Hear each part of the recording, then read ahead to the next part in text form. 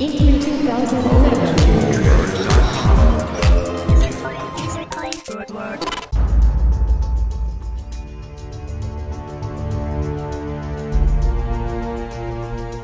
So the goal with this game is to basically go back to the origins and sort of set a whole new foundation for who Lara is. So that means we don't go back into the old canon. There will be a couple of things in there that Tomb Raider fans will be absolutely delighted with, but we won't be positioning a character that by the time she gets to the end of the game, she'll put on those tight shorts and that blue top.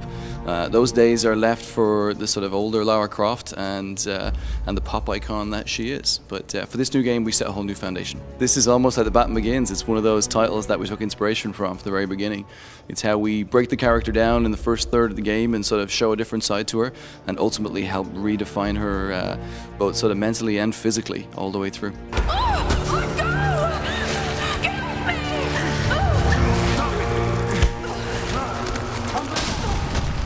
So the character arc throughout the game is very important to us. Obviously, we want to be able to set the foundations long term for how Lara as the infamous character goes on, but we want to show a side to her which, again, looking at inspiration from how movies such as Spider-Man, Batman, Hulk, or even you know, some of the games have done over the years, is about setting a very firm foundation for a girl who isn't who we think she is. She shows an emotional side. She shows a very different perspective on the world that we ever thought we knew of her. And ultimately, as we play the game, we start to learn how she grows. She becomes that survivalist, and that gritty side comes out, and that infamous Lara that we want her to be. So it starts to show her face pretty soon on in the game. So throughout the entire experience that you saw today, one of our goals is to be able to really bring character performance.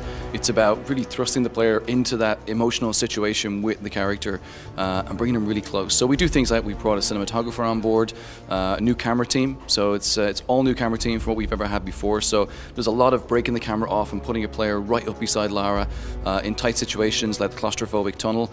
And even with our animation set, as she moves around the world when she gets injured, we want the player to really feel that situation. So you see her kind of crouching down, holding her side, and as we get into the rest of the campaign, we'll show how sort of the medical hits, the healing side of that operate, and about how when she gets injured it can really affect the style of gameplay that you have. But for us, our goal is to be able to bring the player as close to the character as possible in sort of really bringing that emotion through.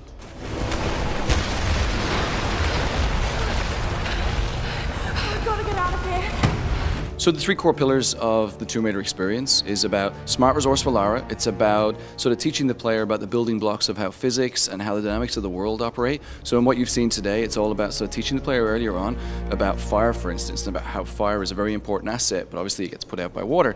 So they're the building blocks of what the physics will sort of inherently develop throughout the entire game. In terms of exploration, in the past, we've also had a very linear experience. So that binary jumping from ledge to ledge, and you have to be very, very tight and specific about what you do.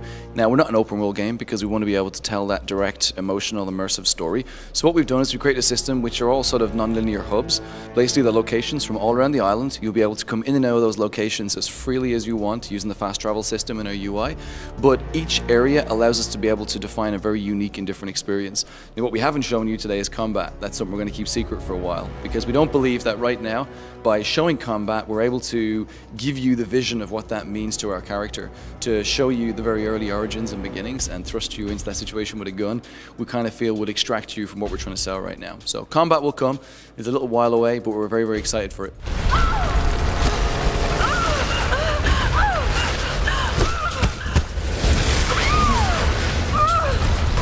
So what you saw today, we showed you a little bit of survival instinct. Survival instinct is going to be a cool factor to the game. So easiest way to explain it is, imagine when you play Batman Arkham Asylum and you hit detective mode, it gave you a sort of snapshot of the world, a little bit of insight into things that you may or may not have realized. For us, it's all about sort of those building blocks. So the two sections that we showed you today, we showed you how fire works as a physic, and when you hit survival instinct, you were able to see all the flammable objects. Then at the end of the cutscene, we showed you Lara acknowledging a footprint on the ground, and then as soon as you hit survival instinct, you were able to see those footprints.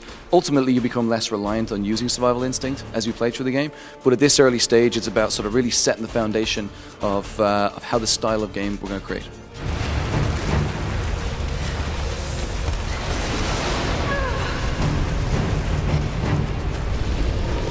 We're just about to embark on yet another E3. This is going to be the first of two E3s. We're going to be shipping in fall 2012. We have a little bit behind closed doors at this one. We're very excited to hear what people think. We've had quite a long run up to this, and we're planning to bring the game out on Xbox 360, PlayStation 3, PC, and hopefully also for Mac.